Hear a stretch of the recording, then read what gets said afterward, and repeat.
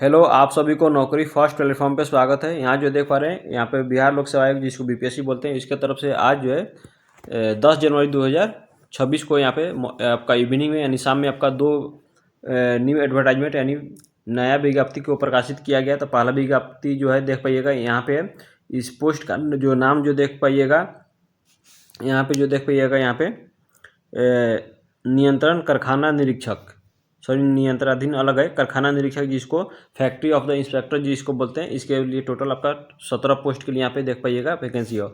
और यहाँ पे कारखाना निरीक्षक सामान्य जिसमें सामान्य आपका है तो 14 को है। उसके बाद रसायन में जो है एक पद है, और कारखाना निरीक्षक कहीं है आपका पोस्ट है। उसके बाद भय भैसज इस तरह से कुछ हिंदी में लिखा है, तो इसके लिए 2 पोस्ट है, ठीक है। तो हिंदी में थोड़ा इसलिए थोड़ा दिक्कत हो रहा है। उसके बाद जो देखिएगा यहाँ पे सीटों का बंटवारा है, और इसके आगे जो इससे पहले एक और जो पीडीएफ है उसको बता दे रहे हैं।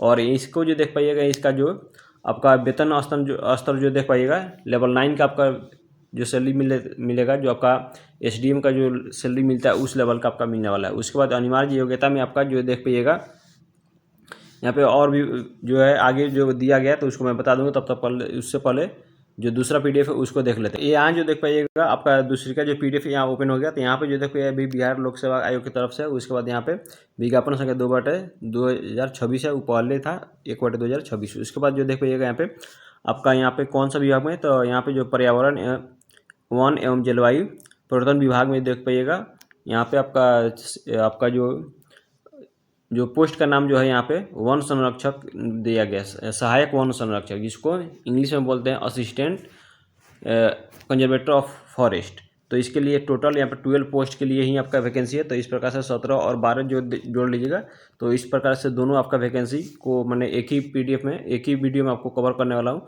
तो यहाँ पे जो देखिएगा कुछ यहाँ पे जो है तो बैकलॉग भी है। तो यहाँ पे जो देखिएगा बैकलॉग में यहाँ पे जिसमें अनारक्षित जिसकी अनरिजर्व कैटेगरी बोलते हैं, यूआर कैटेगरी, तो यूआर में कोई भी भर सकता है। तो यहाँ पे तीन को आपका पोस्ट है। उसके बाद आर्थिक रूप से कमजोर ईडब्ल्यूएस के लिए यहाँ पे एक है। उसके बाद यहाँ पे 35% जैसे जानते हैं कि बिहार में महिलाओं के लिए सीट रिजर्व रहता है। तो इस प्रकार से यहाँ पे महिलाओं की संख्या, सीटों की संख्या महिलाओं में बांटा गया। तो इस प्रकार से देख पाइएगा आर्थिक रूप से कमजोर हो गया। उसके बाद अनुसूचित जाति में देख पाइएगा सिर्फ और सिर्फ बैकलॉग है, 2 पोस्ट है। तो यहाँ पे एक बैकलॉग में और एक सामान्य है, तो इस प्रकार से 2 को है। उसके बाद अनुसूचित जनजाति एसटी में आपका 0 है। उसके बाद अत्यंत पिछड़ा वर्ग में देखिएगा 2 आपका रेगुलर है और 2 आपका बैकलॉग है, तो 4 को वैकेंसी इसमें हो गया। उसके बाद पिछड़ा वर्ग जिसको ओबीसी बोलते हैं, इसमें 1 पोस्ट है जो कि बैकलॉग में है। उसके बाद जो देखिएगा पिछड़ा वर्ग के महिलाओं के लिए यहाँ पे 1 है। उसके बाद टोटल ऐड कीजिएगा तो 12 यानी 12 सीट हो जाएगा। तो इस प्रकार से दोनों पोस्ट के लिए यहाँ पे, तो ये इसमें जो देख पाइएगा इसमें भी जो आपका जो वेतनमान होगा लेवल 9 का, दोनों लेवल 9 का ऑफिसर ग्रेड का आपका वैकेंसी रहने वाला है। और इसका आपका शैक्षणिक योग्यता क्या चाहिए, आपका एलिजिबिलिटी जिसको योग्यता बोलते हैं, तो इसमें जो देख पाइएगा बैचलर डिग्री चाहिए। अभी इसमें सिर्फ और सिर्फ बैचलर डिग्री बोला गया है। उसके बाद इसी को हिंदी में यहाँ पे दिया गया है, तो कम से कम एक सब्जेक्ट में आपका बैचलर होना चाहिए। इसमें यथा वनस्पति शास्त्र हो गया, रसायन शास्त्र हो गया, वानिकी भूगर्भ शास्त्र हो गया, गणित हो गया, भौतिकी होगा, सांख्यिकी एवं प्राणी विज्ञान। और उसके साथ ही साथ यदि कृषि में स्नातक है या फिर अभियांत्रिकी में आपका इस डिग्री यानी स्नातक है। उसके बाद उसी में यहाँ पे इंग्लिश में देख पाइएगा जिसमें बोटनी होगा, केमिस्ट्री होगा, फॉरेस्ट्री होगा, जियोलॉजी होगा, मैथमेटिक्स होगा, physics, statistics, geology and the bachelors degree आपका एग्रीकल्चर में और इंजीनियरिंग में क्या चीज़ होनी चाहिए, आपके पास डिग्री होनी चाहिए। उसके बाद आपका मिनिमम एज कितना 21 यानी 21 से लेकर के अधिकतम आपका 40 वर्ष का है, इसमें एज रहने वाला। और अनुसूचित जाति और जनजाति मैंने SC/ST के मेल और फीमेल के लिए आपका 42 ईयर्स आपका एज रहने वाला है। अब जो देख लेते हैं इस पोस्ट के लिए आपका चयन का प्रक्रिया यानी सिलेक्शन प्रोसेस क्या रहने वाला है। सिलेक्शन प्रोसेस में इस 3 स्तर पे होगा। तो सिलेक्शन प्रोसेस के लिए सबसे पहले आपका लिखित परीक्षा होगा, रिटन एग्जाम होगा, फिर उसके बाद शारीरिक जांच जिसको PET बोलते हैं, फिजिकल एफिशिएंसी टेस्ट बोलते हैं, और उसके बाद साक्षात्कार जिसको इंटरव्यू होता है। इस 3 पे वो आधार पे आपका सिलेक्शन होने वाला है इस पोस्ट के लिए। उसके बाद आपका इसमें जो देख पाइएगा आपका सब्जेक्ट क्या क्या होने वाला है। तो सब्जेक्ट जो देख पाइएगा हिंदी और अंग्रेजी का जो आपका क्वालिफाइंग हो रहा है, जो कि आपका 50-50 नंबर का दोनों होगा, तो 100 नंबर का हो जाएगा। 100 नंबर आपके 20 नंबर इसमें भी चाहिए, 20 नंबर हिंदी और 20 नंबर अंग्रेजी, दोनों में आपका 50-50 नंबर का चाहिए। और दोनों आपका यहाँ पे परीक्षा की अवधि 1.5 घंटा रहने वाला है। तो इस प्रकार से आपका क्वेश्चन का जो क्वेश्चन जो रहेगा तो वस्तुनिष्ठ यानी ऑब्जेक्टिव टाइप का क्वेश्चन होगा। उसके बाद जो देख पाइएगा उसके नीचे जो है एक जो होगा आपका सामान्य ज्ञान जिसको जनरल नॉलेज बोलते हैं, एक वो वानिकी एवं पर्यावरण। तो सामान्य यहाँ पे जो भी है यहाँ पे ज्ञान जो जनरल नॉलेज यहाँ पे, तो इसके ऑफिशियल वेबसाइट पे दिया गया, तो उसको भी मैं बता दूंगा। वीडियो को लास्ट तक जरूर देखिएगा। आपका 100 नंबर का होगा, 2 घंटे का एग्जाम होगा। वस्तुनिष्ठ MCQ मल्टीपल चॉइस क्वेश्चन होगा। उसके बाद पर्यावरण एवं वानिकी में जो देख पाइएगा आप इंटरमीडिएट के स्तर पे जो आपका CBSE या फिर ICSE बोर्ड का यहाँ पे जो है उसके लेवल के आपको क्वेश्चन रहेगा। 50 नंबर का 1.5 घंटे का एग्जाम होगा। वस्तुनिष्ठ प्रश्न होगा यानी MCQ हो जाएगा। उसके बाद ये देख पाइएगा अनिवार्य विषय में क्वालिफाइंग बोला गया है। उसके बाद ये यहाँ पे देख पाइएगा 2 सब्जेक्ट आपको चूज करना होगा। तो दोनों सब्जेक्ट जो देख पाइएगा आपका 150 नंबर का होगा। 50 और 75 का 2 पेपर होगा।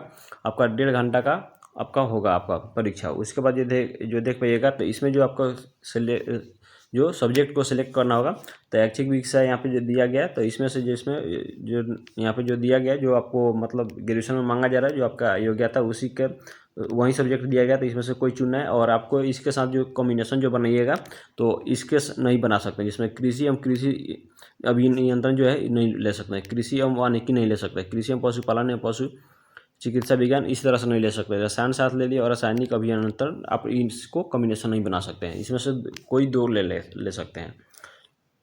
उसके बाद और इसमें जो देख पाइएगा यहाँ पे आपका जो भी आपका क्वेश्चन पूछेगा स्नातक यानी डिग्री लेवल यानी ग्रेजुएशन लेवल का पूछा जाएगा। और आपका सब्जेक्टिव होगा।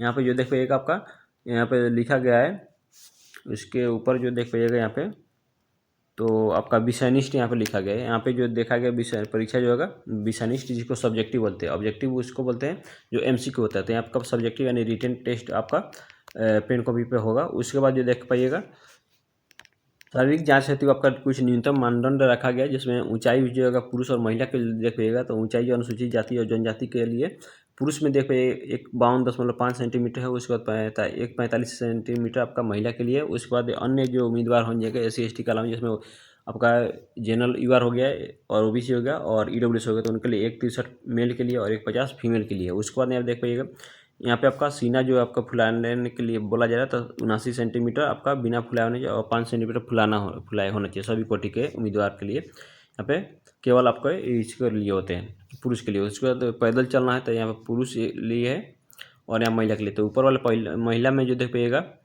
25 किलोमीटर चलना होगा 4 घंटा में, और महिला को चलना होगा 4 घंटा में 14 किलोमीटर। इस प्रकार से आपका फिजिकल होगा, जिसमें सिर्फ क्वालिफाई करना होगा, इसका नंबर नहीं जोड़ेगा बस। और उसके बाद जो देख पाइएगा यहाँ पे साक्षात्कार जिसको इंटरव्यू दे होगा 50 नंबर का होगा। तो इसका जो आपका मेन जो आपका मेरिट जो बनेगा, तो आपका रिटन एग्जाम होगा। उसके बाद इंटरव्यू 50 नंबर, इस पर जोड़ करके आपका जो मेरिट बनेगा। अब जैसे कि जानते हैं कि बिहार में कोई भी फॉर्म भरने के लिए आपका सरकारी नौकरी के लिए यहाँ पे 100 रुपया लगता है, तो 100 रुपया इसमें लगेगा। उसके बाद यहाँ पे अंकित नहीं किया जाएगा। या बायोमेट्रिक का आपका बायोमेट्रिक फ़ी के रूप में आपका 200 रुपये लगेगा। यदि आधार कार्ड आप यहाँ पे नहीं देते तो आधार कार्ड देना अनिवार्य है। आधार कार्ड दीजिएगा तो सिर्फ 100 रुपये में लग जाएगा, या नहीं देते हैं तो आपका 200 रुपये एक्स्ट्रा देना पड़ेगा। उसके बाद यहाँ देख पाइएगा आपका ऑनलाइन जो तिथि जो फॉर्म जो अप्लाई कर रही है उसका तिथि दिया गया है 12 जनवरी 2026 से लेकर के आपका 2 फरवरी 2026 तक अंतिम डेट रहना है। तो इसके डेट में आपको इसी के अंदर आपको फॉर्म अप्लाई करना। तो मोटा मोटी इसमें जो भी इंपॉर्टेंट पॉइंट था मैंने उसको बता दिया। आपका एग्जाम का पैटर्न भी बता दिया, सिलेक्शन का प्रोसेस भी बता दिया। तो आप लोग से छोटा सा रिक्वेस्ट है, यदि आप चैनल पर नए तो चैनल को जरूर सब्सक्राइब कीजिएगा, लाइक कीजिएगा और अपने ग्रुप और दोस्तों में भी शेयर कीजिएगा। क्योंकि मेरा जो चैनल है इस पर ऑल इंडिया से पर डे आपको कोई ना कोई आपको नोटिफिकेशन एडवर्टाइजमेंट देखने को मिलेगा। आप किसी भी एग्जाम के लिए प्रिपरेशन करते हैं, यदि 1 साल मेरा चैनल को फॉलो करते हैं, तो कोई ना कोई आपको योग्यता के अनुसार जो नोटिफिकेशन मिल ही जाता है। अब जो देख लेते हैं दूसरे का PDF, उसमें आपका क्या योग्यता रहने वाला है, क्या सिलेक्शन प्रोसेस रहने वाला है। यहाँ जो दूसरा PDF जो देख रहे हैं आप, श्रम संसाधन विभाग में आपका कारखाना निरीक्षक के लिए, फैक्ट्री इंस्पेक्टर के लिए आपका जो पोस्ट के लिए था 17 पोस्ट के लिए। तो यहाँ पे जो देख पाइएगा कोटिवार यहाँ पे दिया गया है सीटों की संख्या, इसको देख लीजिएगा। उसके बाद यहाँ वेतनमान बता ही दिया हूँ। उसके बाद यहाँ पे आपका ये वेतनमान हो गया। उसके बाद आपका योग्यता क्या रहने वाला है, मतलब एलिजिबिलिटी क्या रहने वाला है। यहाँ पे जो देख पाइएगा अनिवार्य योग्यता, जिसको यहाँ पे एलिजिबिलिटी बोलते हैं, इसेंशियल क्वालिफिकेशन बोलते हैं। तो इसेंशियल क्वालिफिकेशन में आपका देखिएगा इंजीनियरिंग है, टेक्नोलॉजी जिसको प्रौद्योगिकी बोलते हैं, फिर आयुर्विज्ञान में ये आयुर्विज्ञान यदि मेडिसिन में किए हैं तो इस शाखा में तो या फिर किसी यहाँ जो देख पाइएगा यहाँ पे सॉरी क्या हो रहा है, यहाँ पे जो MBBS जो लोग रेगुलर मोड में किया होइएगा उन्हीं को यहाँ पे आयुर्विज्ञान मेडिसिन में आपको अंतर्गत यहाँ पे मान्य दिया जाएगा, मान्यता दिया जाएगा। उसके अलावा नहीं किया जाएगा। उसके बाद अनुभव के यहाँ पे एक्सपीरियंस की बात किया गया है, तो किसी प्रख्यात फार्म या फिर सरकारी विभाग में क्या चाहिए, इंजीनियरिंग है या फिर प्रौद्योगिकी टेक्नोलॉजी या फिर आयुर्विज्ञान मेडिसिन में आपका यहाँ पे कितना 2 वर्षों का यहाँ पे दिया गया है आपका अनुभव होना चाहिए। और उसके बाद जो दो में देख पाइएगा यहाँ पे देवनागरी लिपि में आपका लिपि में हिंदी पढ़ने एवं लिखने आना चाहिए, आपका अनिवार्य आपका होगा, इतना आना ही चाहिए। उसके बाद जो देख पाइएगा नोट में, नोट का मतलब जो है आपका डिजायरेबल क्वालिफिकेशन के बारे में बताया कि आपको ये चीज़ आना चाहिए। तो ये जरूरी नहीं है, यदि आपके दो ही आपके पास यदि एक्सपीरियंस और डिग्री है तो आप इस अप्लाई कर सकते हैं। यदि तीसरा आपके लिए इसमें से कोई आपके पास नहीं भी है तो। और उसका उम्र सीमा जो देख पाइएगा, तो उम्र सीमा जो आपका रहने वाला है यहाँ पे जो देख पाइएगा, सॉरी यहाँ पे उम्र सीमा जो आपका रहने वाला है यहाँ पे आपका यहाँ पे यूआर के लिए अनरिजर्व जिसको बोलते हैं यहाँ पे 37 वर्ष होना चाहिए। उसके बाद पिछड़ा वर्ग अत्यंत पिछड़ा वर्ग के महिला पुरुष दोनों के लिए आपका 40 वर्ष रहने वाला, SC ST का पुरुष और महिला दोनों के लिए 42 वर्ष रहने वाला। और उसके बाद आपका जो एज का कैलकुलेशन रेफरेंस पॉइंट रहेगा तो 1/8/2025 यानी 1 अगस्त 2025 रहने वाला, इसी के संदर्भ में आपका एज कैलकुलेट होगा।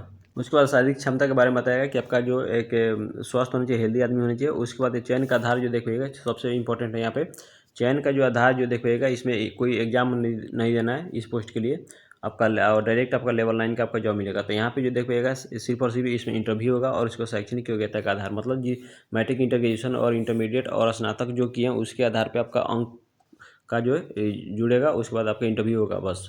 तो यहाँ पर मैट्रिक में देखिए पाइए 10 अंक मिल पाएगा। उसके बाद इंटरमीडिएट में अधिकतम 20 अंक, और उसके बाद स्नातक जिसको ग्रेजुएशन बोलते हैं उसमें अधिकतम 60 अंक, और स्नातकोत्तर जिसको PG या फिर MA बोलते हैं तो उसमें आपका, या फिर MCOM MC जिसको बोलते हैं तो उसमें 10 अंक अधिकतम। तो टोटल जोड़िएगा तो आपका 100 अंक का इसमें आपका बनेगा आपका। तो इसको जो है जोड़कर आपको कॉल लेटर बुलाया जाएगा इंटरव्यू के लिए, और इंटरव्यू इसी के अंक पे आपका जो होगा ज्वाइनिंग होगा। और वैसे लोग जो डिप्लोमा किए तो उनको इंटरमीडिएट के तौर पे यहाँ पे माना जाएगा। उसके बाद जिसमें यदि आपका जिसमें बताया गया कि आपका मतलब अधिकतम यदि 10 अंक का मैट्रिक में कम मिलेगा, आपका 100% हो, या यदि 60% लाते हैं तो यहाँ पे आपको इस प्रकार से निकालिएगा तो आपका 6 अंक मिलेगा। यदि 70% आपका मार्क्स है मैट्रिक में तो आपका 7 नंबर मिलेगा। तो इस प्रकार से आपका नंबर का कैलकुलेट करने का यहाँ पे दिया है। और आरक्षण के लिए आपको यहाँ पे जो प्रमाण पत्र इसमें बोला गया तो उस प्रमाण पत्र को रेडी रखिए, उसको बनवा करके, ताकि जब तक नहीं फॉर्म जो दिए भरते वक्त अप्लाई कीजिएगा तब तक आपको ये नहीं मिलेगा। उसके बाद जो देख पाइएगा यहाँ पे मैट्रिक, इंटर, ग्रेजुएशन का जो अंक पत्र और प्रमाण पत्र है, इसके साथ साथ और भी बहुत सारा इसमें सर्टिफिकेट है। तो इसको वीडियो को पॉज करके जरूर पढ़ लीजिएगा अपने से खुद से, क्योंकि इन्होंने लंबा चौड़ा दिया है।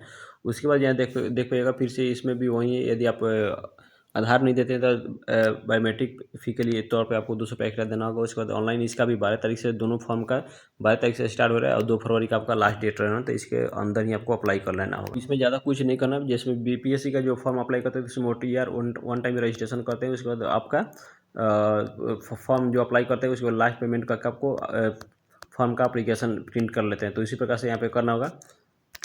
पोस्ट में जो आपका एग्जाम ही नहीं देना, सिर्फ जो डॉक्यूमेंट्स मांगा जा रहा है उसी डॉक्यूमेंट्स को बढ़िया से स्कैन करके अपलोड कीजिएगा। तो इस प्रकार से जो BPSC का साइट पे चले जाइएगा, और आने के बाद एडवर्टाइजमेंट सेक्शन में जो देख पाइएगा आज के डेट में यहाँ पे जो यहाँ पर डेट दिखाई दे रहा है 10/1/2026, 10/1/2026 यहाँ पे 2 को आपको रिक्रूटमेंट दिखाई देगा। यहाँ पे post for the factory inspector के लिए दिया गया है। उसके बाद यहाँ पे post for the assistant conservator of the forest के लिए, तो यहाँ पे आपको नोटिस मिल जाएगा और एडवर्टाइजमेंट मिल जाएगा दोनों में। और उसके इम्पोर्टेंट, और उसके बाद नीचे में जो आपका सिलेबस जो दिया गया एक पोस्ट के लिए जो आपका एग्जाम होने वाला, तो इसमें सिलेबस 1 और 2 दिया गया। तो यहाँ से आप सिलेबस भी डाउनलोड कर सकते हैं। तो यहाँ पे हम आपको डाउनलोड कर मैं बता दे रहा हूँ, इस प्रकार से आपका ओपन हो पाएगा। तो इसमें जो सिलेबस जो देख पाइएगा यहाँ पे ओपन होने में थोड़ा टाइम लग रहा है। तो इस प्रकार से देखिए इंडियन पब्लिक सर्विस कमीशन यहाँ पे दिया गया। उसके बाद इस प्रकार से आपका ये रहने वाला है, सिलेबस रहने वाला पूरा एक पॉइंट बाई पॉइंट यहाँ पे इन्होंने दिया है आपका पूरा सब्जेक्ट के बारे में। और देख ले 53 पेजेज का आपका PDF है। तो इस प्रकार से जो मेरे टेलीग्राम से ज्वाइन कर लीजिए, वहाँ से आपको PDF मिल जाएगा, या फिर यहाँ से आप आकर डाउनलोड कर सकते हैं। तो अभी भी चैनल को सब्सक्राइब नहीं किया तो सब्सक्राइब जरूर कर लीजिए। थैंक यू, धन्यवाद।